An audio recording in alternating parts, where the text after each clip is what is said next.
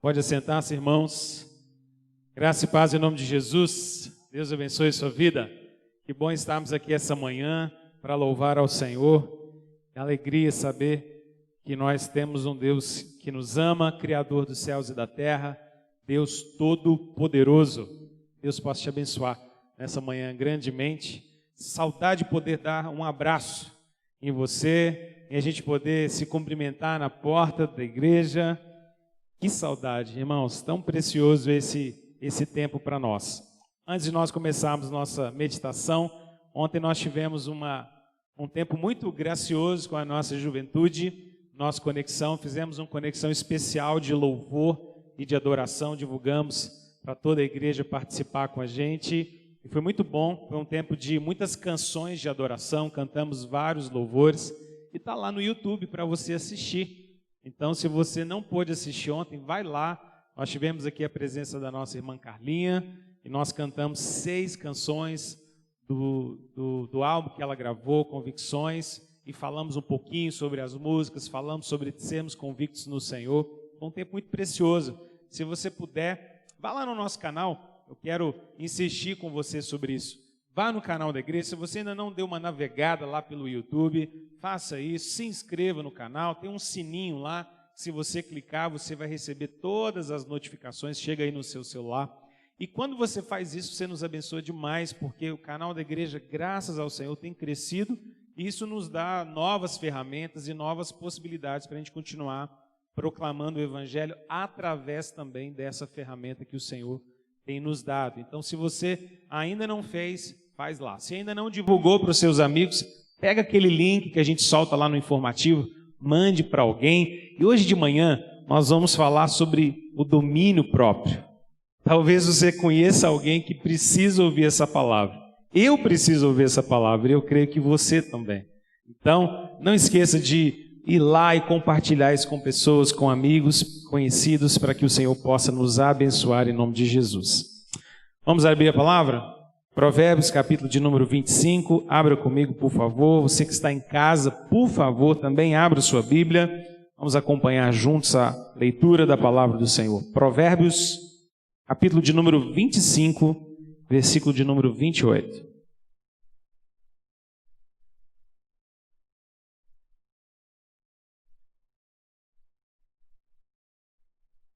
Estamos chegando ao final da nossa série de mensagens sobre o fruto do Espírito. Hoje à noite nós vamos finalizar essa série, começar uma série também muito valiosa para o nosso coração no mês de julho. No mês de julho nós vamos falar sobre a perseverança dos santos. Essa semana nós começamos a divulgar essa nova série de mensagens e vamos durante todo o mês de julho, incluindo nossa conferência missionária que vamos ter no final de semana do dia 18, você vai poder participar também desse chamado missionário da igreja, esse despertamento.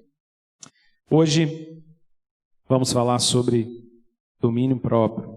Provérbios 25, 28, até o versículo 12 do capítulo de número 26. Como cidade derribada, que não tem muros, assim é um homem que não tem domínio próprio. Como a neve no verão, como a chuva na ceifa, assim a honra não convém ao insensato. Como o pássaro que foge como a andorinha no seu voo, assim a maldição sem causa não se cumpre. O açoite é para o cavalo, o freio para o jumento, e a vara para as costas dos insensatos. Não respondas ao insensato segundo a sua estultícia ou tolice, para que não te faça semelhante a ele. Ao insensato, responde segundo a sua estultícia, para que não seja ele sábio aos seus próprios olhos. Os pés corta e o dano sofre quem manda mensagens por intermédio do insensato. As pernas do coxo pendem bambas. Assim é o provérbio na boca dos insensatos. Como o que atira pedra preciosa no montão de ruínas, assim é o que dá honra ao insensato.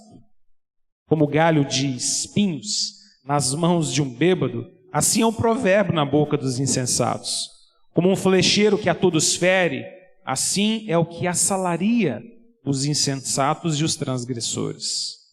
Como o cão que torna o seu vômito Assim é um insensato que reitera a sua estultice.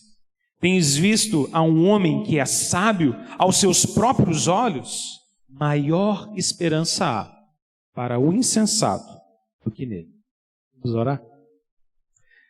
Deus, nós rogamos a Ti, nesse momento, que o Senhor nos livre da insensatez. O Senhor nos livre, ó Deus, da tolice, da dureza de coração, da mente, ó Deus, afetada pela estultícia, pelo erro, pela insistência em fazer aquilo que desagrada ao Senhor. Livra-nos, ó Deus, dá-nos um coração sábio, dá-nos, ó Deus, um coração cheio da sabedoria e do entendimento do Senhor, para que de fato, ó Deus, tenhamos domínio próprio e não sejamos, ó Deus, como um homem insensato, perdido em seus próprios caminhos, dominado por suas próprias paixões. Ó Deus, nós te rogamos que também, ó Deus, essa face do fruto do Espírito, e também, ó Deus, esse traço da graça do Senhor seja produzido no nosso coração. Que tenhamos domínio próprio, que tenhamos a capacidade, ó Deus, de dominar nossas próprias paixões, regular os nossos próprios anseios e ânsias, ó Deus, e termos um muro construído ao nosso redor, para que não, ó Deus, sejamos conduzidos por toda paixão que brote no nosso coração. Nós rogamos, ó Deus, pela Tua graça, pelo Teu Santo Espírito, em nome de Jesus. Amém. Irmãos, a palavra de Deus nos conta no livro de Neemias a respeito de um período em que Israel foi tomado cativeiro e o povo do Senhor então estava no exílio. É interessante porque o livro de Neemias começa nos narrando o fato de que Neemias estava em Suzã, no exílio, e ele então recebe uma notícia a partir daqueles que eram sobreviventes de Israel. E a notícia que ele recebe é de que Israel estava completamente destruída, de que Israel tinha agora os seus muros derribados e as suas portas queimadas. Israel não tinha mais proteção, Israel não tinha mais muros ao redor de si para que pudesse se proteger dos inimigos. Quando Neemias ouve isso, o texto nos diz, logo no primeiro capítulo, que Neemias se assentou, chorou, lamentou e começou a orar a Deus.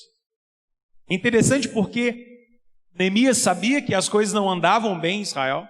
Neemias sabia que o povo estava no exílio, ele mesmo estava lá. Neemias sabia que Israel já não tinha mais o seu esplendor e a sua graça como cidade.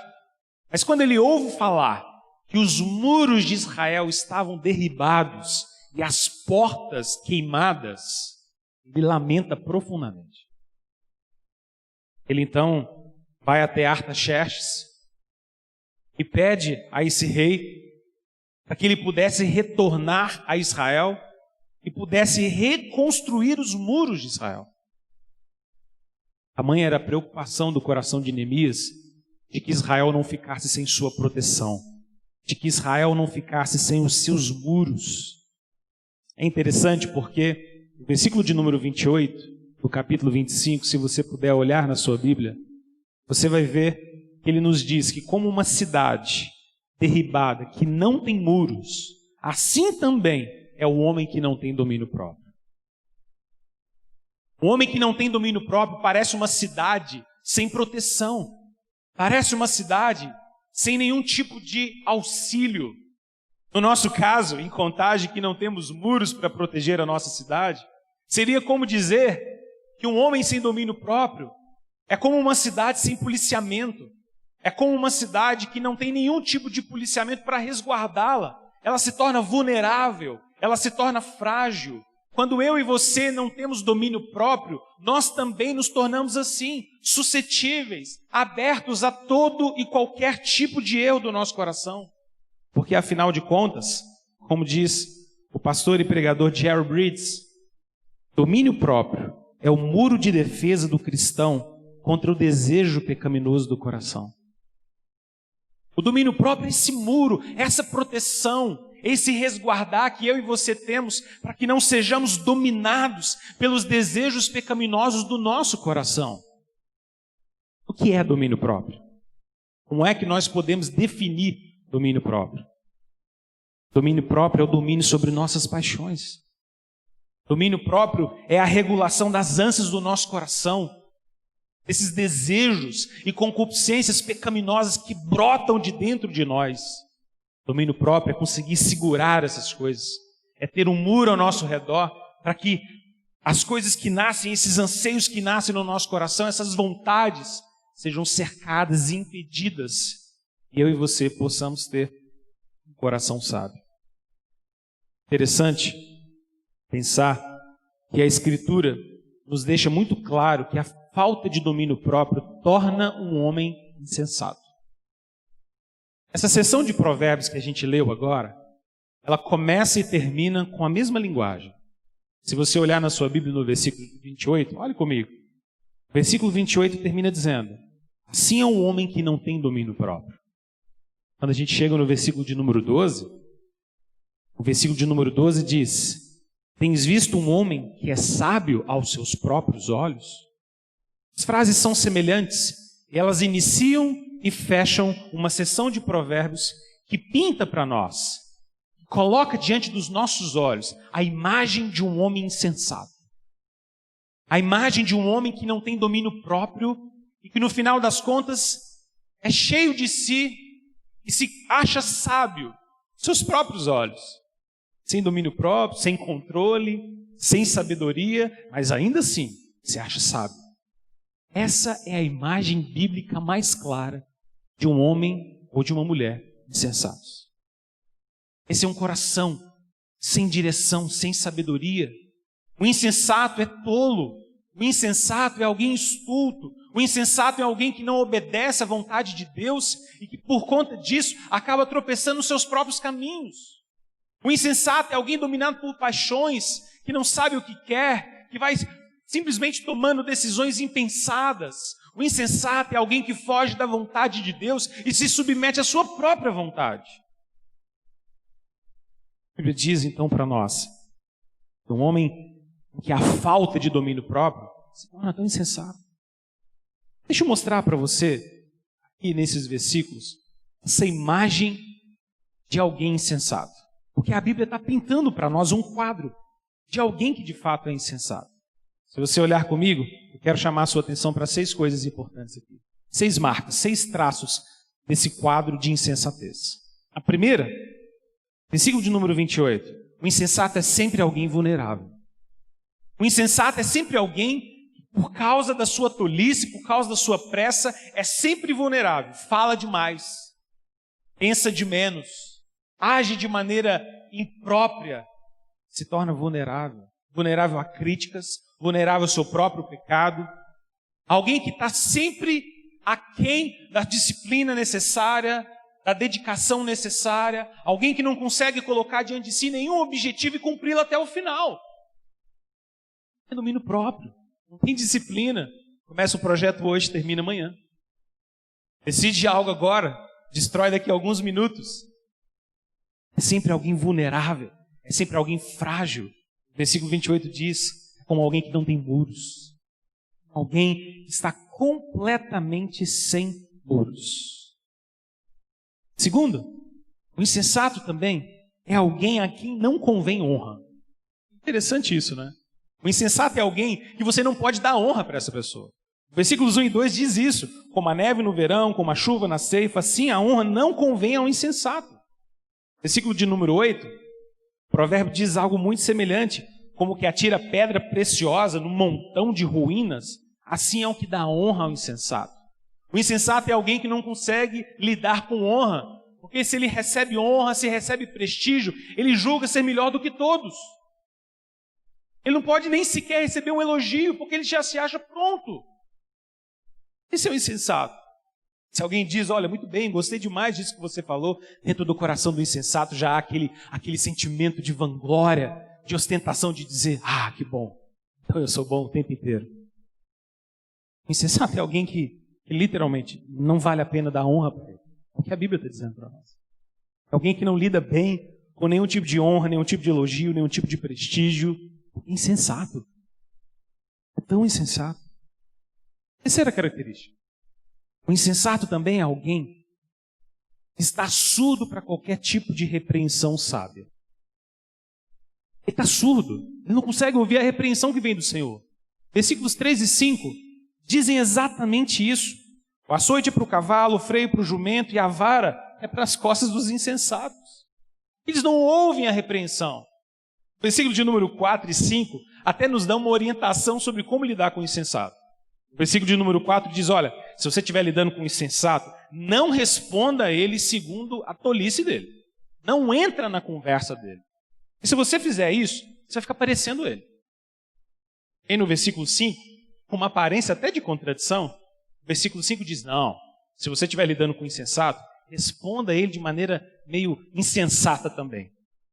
Ele não se vanglorie diante das pessoas. Você pode pensar, mas o versículo 4 está em contradição com o versículo 5? Não. Porque às vezes não vale a pena a gente responder a alguém que é tão insensato. Às vezes é melhor deixar para lá. Às vezes é melhor deixar falando sozinho. Tá bom, beleza. Vou entrar nisso. Mas às vezes, em outras vezes, é necessário sim dar uma resposta adequada. Porque o insensato pode se julgar demais. Mas entenda uma coisa. O insensato é alguém que não lida com boa instrução nem com admoestação. O insensato é alguém que não tem os ouvidos dispostos a ouvir a repreensão de ninguém. Alguns de nós aqui sejam marcados também por esse tipo de insensatez, não é? Dificuldade de ouvir crítica. O ouvido surdo para a repreensão de alguém. Dureza no coração de não querer ouvir ninguém me repreendendo e dizendo que eu estou errado. Insensato é alguém surdo. Surdo para a repreensão. Quarto, o insensato também é alguém em quem não se pode confiar. Do versículo de número 6 até o versículo de número 10 nos diz claramente isso. O insensato é alguém que eu não posso confiar. O versículo de número 6 diz, olha, se você pega um insensato, pede para ele ser o seu mensageiro, você arrumou a pior coisa que você podia para a sua vida. Não coloque insensatos para fazer serviço para você. Não coloque insensatos para fazer trabalho para você. O versículo de número 10 diz, olha, se você assalariar o insensato, meu Deus, você está perdido. Não contrate alguém insensato para fazer nada para você, porque você não vai se dar bem. Você já teve a experiência de contratar alguém com pitadas de insensatez elevadas? Descobri no final do serviço que era melhor você ter feito sozinho? Eu já. Insensato é alguém que a gente não pode confiar tarefa alguma.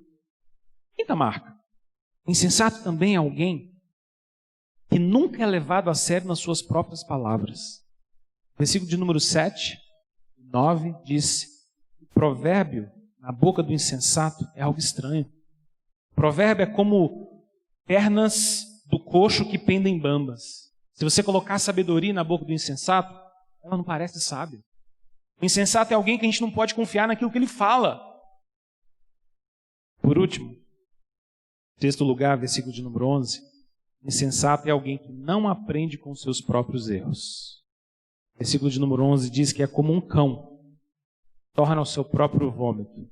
Eu acho que eu nem preciso explicar esse provérbio. Você não sair daqui com o estômago meio embrulhando antes do almoço, não é? Insensato é como alguém que insiste com seus próprios erros. O insensato é alguém que vai sempre na mesma coisa. Ele é vulnerável, ele não lida bem com a honra, ele não recebe repreensão, ele não é confiável, a gente não pode levar a sério suas palavras e ele sempre volta no mesmo erro. Quando eu e você não temos domínio próprio, nós nos tornamos assim. Eu e você, sem o domínio próprio, nos tornamos exatamente como esse homem. A falta de domínio próprio faz com que um homem sucumba, caia, se destrua em seus próprios desejos. Mas eu queria que você olhasse para essas marcas e pensasse que ao mesmo tempo que a Bíblia está nos ensinando e nos mostrando claramente o que é o homem insensato, ela nos mostra também o que é um homem perfeito e sábio em todos os seus caminhos. Porque quem de nós não é marcado de nenhuma forma por algum traço de insensatez e falta de domínio próprio. Quem aqui poderia se levantar no meio dessa congregação ou em casa, mandando pelo chat, e dizer: eu tenho domínio próprio perfeito. Eu nunca perdi o domínio sobre mim mesmo. Eu nunca agi de maneira insensata. Alguém que se voluntariaria para isso? Gente, não. Porque eu e você, todos nós, somos marcados por traços de insensatez, de falta de domínio próprio. Então, sobre quem esse texto poderia estar falando em contraste? Só existe um homem que viveu nesse mundo, que havia plenitude de domínio próprio e de sabedoria. Você sabe exatamente o que eu estou falando sobre Jesus. A palavra de Deus nos diz claramente que Jesus, desde a sua infância, crescia em sabedoria e graça diante dos homens. Lembra? O Evangelho de Lucas, capítulo 2, versículo 40, nos lembra disso. Jesus já cresceu em sabedoria. Era um adolescente que nós olhávamos para ele e as pessoas olhavam para ele e diziam: é a sabedoria dele, graça, há entendimento. Nada é desmedido, nada é bagunçado, nada é sem domínio próprio. A palavra de Deus também nos diz que os homens, ao ouvir Jesus, Mateus 13, 54, ao ouvir Jesus, as pessoas se perguntavam: de onde vem tanta sabedoria? A mãe era a sabedoria do Senhor Jesus. As pessoas ouviam o Senhor Jesus pregando, falando, lidando com as circunstâncias, e a impressão delas era: de onde vem tanta sabedoria? De onde vem tanto entendimento? Em Mateus 12, 42, Jesus está no meio de um dos seus discursos, ele fala: olha, a rainha de Sabá veio para poder contemplar a sabedoria de Salomão, mas eis aqui alguém que é maior do que Salomão. Sou eu, Jesus. Salomão pode ter pedido sabedoria a Deus e a ter recebido.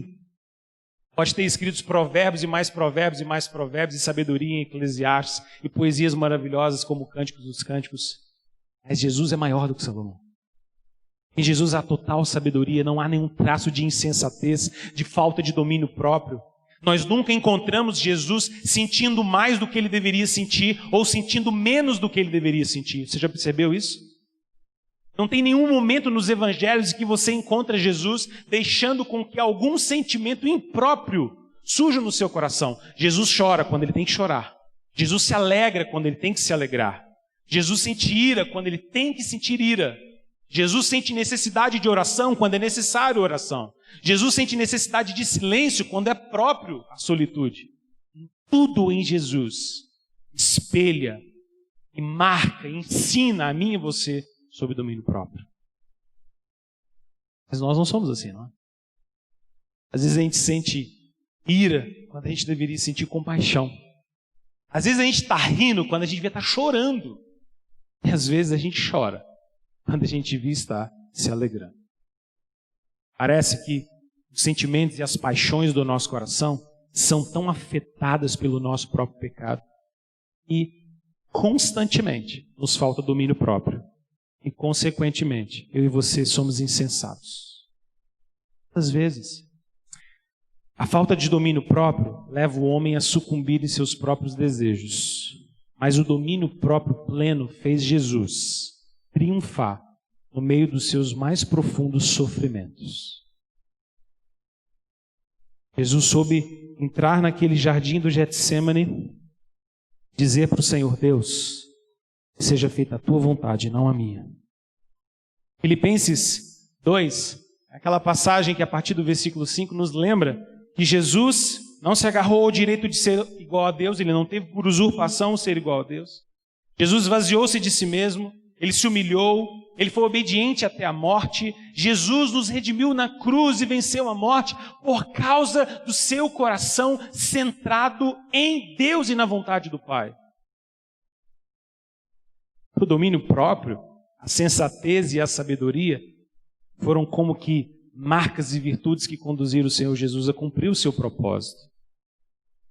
Se o Senhor Jesus fosse como homem insensato, Provérbios 25 e 26, provavelmente ele não teria morrido na cruz por mim e por você. Agora pense, irmãos, como é que eu e você podemos ter domínio próprio no nosso coração? Antes de falar sobre o que você precisa fazer, e te lembrar algumas coisas sobre domínio próprio. Guarde isso no seu coração. Primeiro, domínio próprio é um dom do Espírito de Deus. Nós estamos falando sobre o fruto do Espírito, sobre as dádivas do Espírito, sobre aquilo que o Espírito produz no nosso coração, Gálatas 5. Domínio próprio não é algo meramente humano, não é uma simples força de vontade, não é apenas você ir para casa e dizer, bom, a partir de agora, deixa comigo, eu vou me dominar, eu vou me controlar, eu não vou ceder às minhas tentações, eu vou me manter firme. Não é assim. Assim funciona. Domínio próprio, eu e você cremos, é graça do Espírito de Deus se derramando sobre o nosso coração. É fruto do Espírito. Queria que você guardasse também. O domínio próprio é um tipo de graça, ou é a graça de Deus dada a cada um de nós para que nós possamos vencer as paixões do nosso coração. Todos nós aqui vamos lidar com a necessidade de controlar o nosso próprio coração. Porque eu e você temos paixões pecaminosas, desejos que às vezes nos parecem incontroláveis. Eu sei que você já lidou com isso em alguma medida. Nós somos de domínio próprio. A gente usa tantas expressões populares para perda de domínio próprio, não é? Pô, chutar o balde. Chutei o balde, não aguento mais. Soltei os cachorros. Já soltou cachorro em alguém alguma vez? Falei demais. Soltei tudo. Pus tudo para fora. Conte até 10. Conte até 100. Alguns conte até 1 milhão. Pavio curto. Como o pastor Milton nos lembrou, falando sobre longanimidade. Às vezes nós perdemos o domínio próprio. O domínio próprio é fruto do Espírito. A graça de Deus para vencermos as paixões pecaminosas do nosso coração. O fruto do Espírito, que é o domínio próprio. O domínio próprio é a vida de Cristo em nós. Provérbios 16, versículo 32, nos ensina que um temperamento controlado é mais valioso do que vencer uma guerra. Eu já disse nessa série de mensagens sobre o fruto do Espírito. Às vezes a gente se preocupa tanto com dons que o Espírito pode nos dar. Dons do Espírito são coisas maravilhosas, ferramentas para o serviço a Deus e ao próximo. Mas ainda mais importante é o fruto do Espírito em nós. Porque do que adiantaria se nós tivéssemos dons, mas não tivéssemos um caráter moldado por Deus? Do que adiantaria que nós tivéssemos dons e mais dons e mais dons e mais dons, mas não tivéssemos sabedoria para usá-los? Do que adianta a gente ter recursos, mas não ter domínio próprio? Do que adianta a gente ter uma boa palavra, mas não ter domínio próprio? Do que adianta a gente querer ajudar, mas não ter domínio próprio? A gente vai acabar sendo escravo das nossas próprias paixões. Mas eu quero terminar lembrando a você que domínio próprio envolve guerra, batalha e esforço. O próprio nome desse fruto já diz: dominar-se a si mesmo. Isso envolve batalha, irmãos. Envolve eu e você nos engajarmos verdadeiramente com uma vida de luta contra o pecado. Às vezes nós parecemos falar do pecado, pensar que o pecado é um problema, mas será que nós temos lutado verdadeiramente contra isso? Será que a batalha sincera no nosso coração? Pense em você, pense na sua própria vida. Você tem lutado verdadeiramente contra aquelas paixões pecaminosas do seu coração? Isso é real.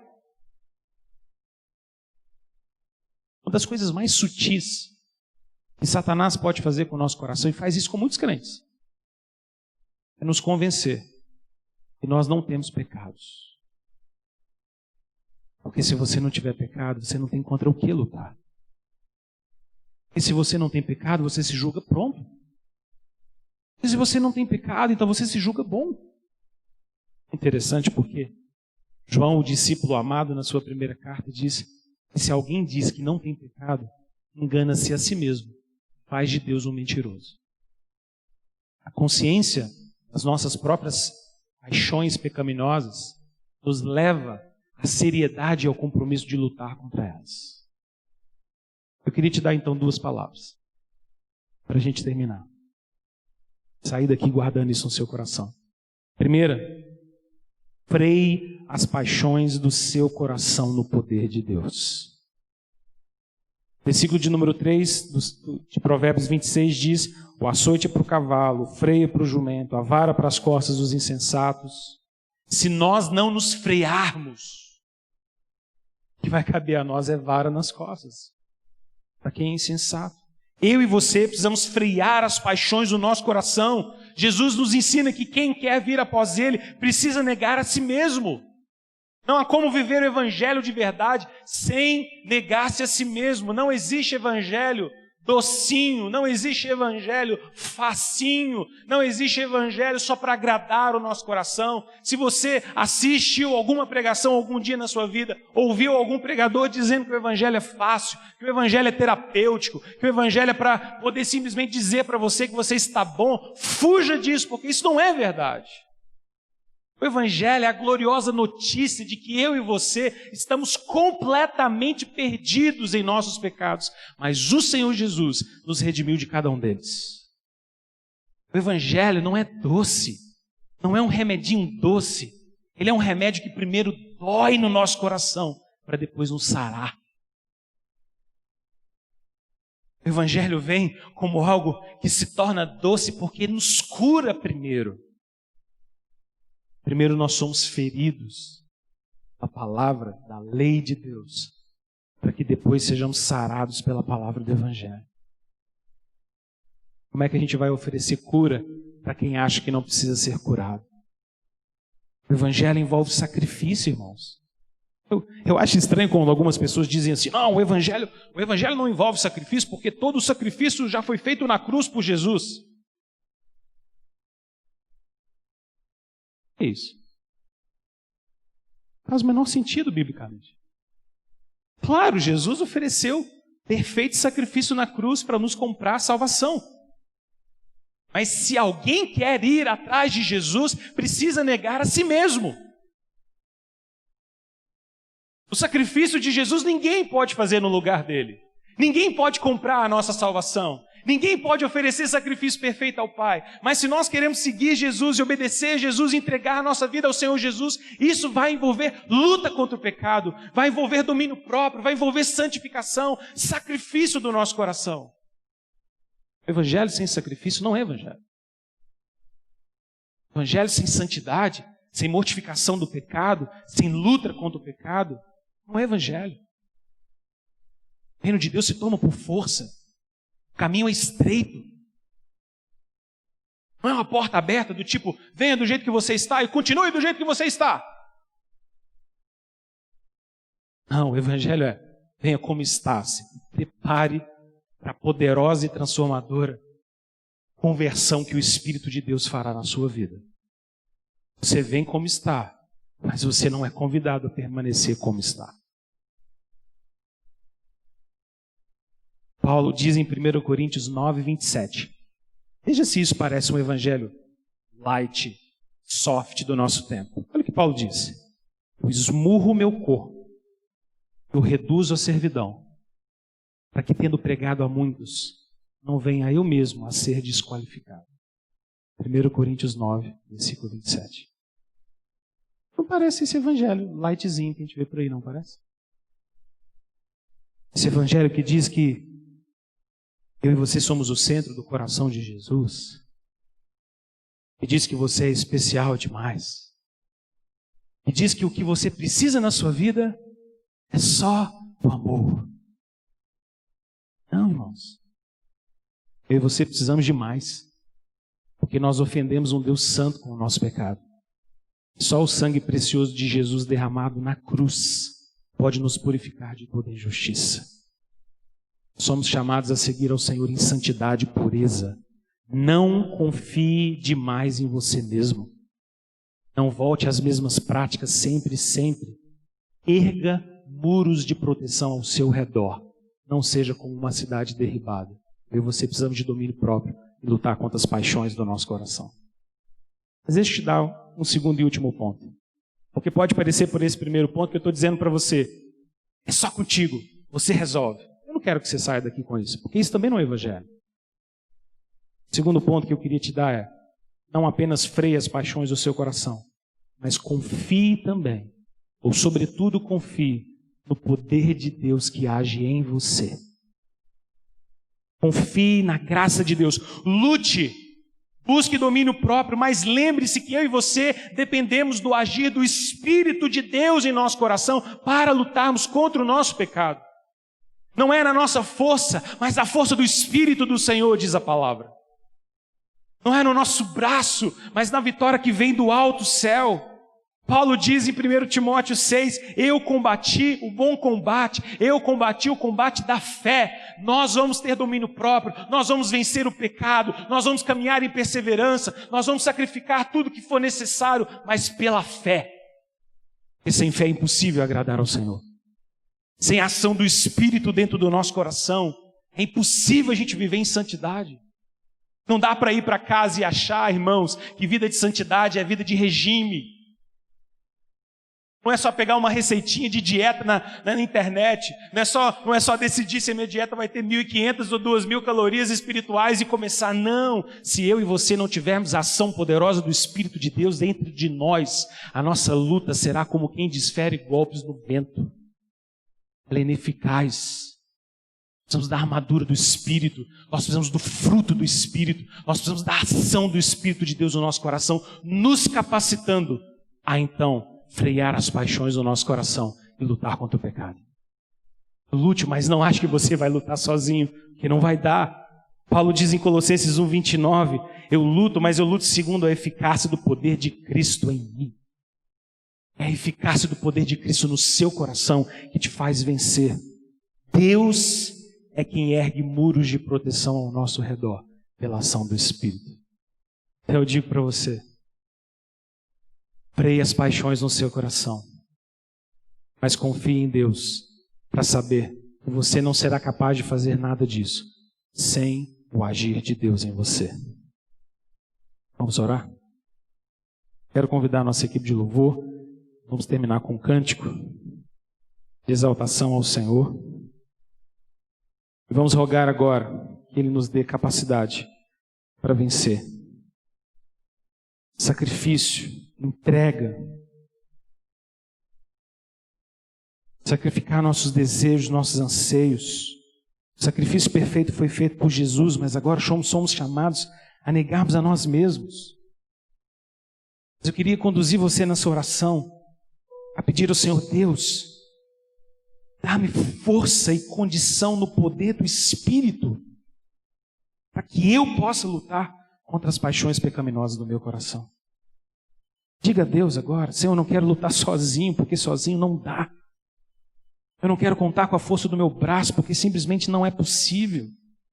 Eu não quero contar com a minha força de vontade, porque a nossa força de vontade não nos leva muito longe. Só o Senhor, é só o Teu Espírito em nós.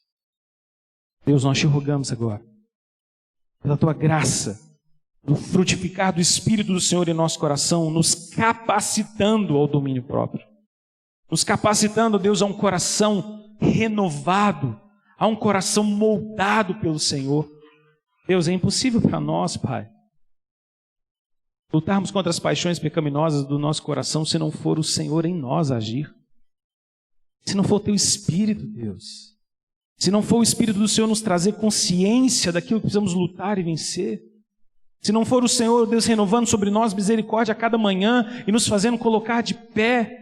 Sem o Senhor nós nada somos, sem o Senhor nós nada podemos fazer, ó Deus. Sem Ti, ó Deus, nós estamos perdidos, nós vamos naufragar nas nossas paixões, vamos, ó Deus, ser completamente tomados pelos nossos erros. Ó Deus, vamos atolar o nosso pé na imundície e no pecado, Senhor, mas o Senhor, pelo Teu Espírito, pode nos capacitar.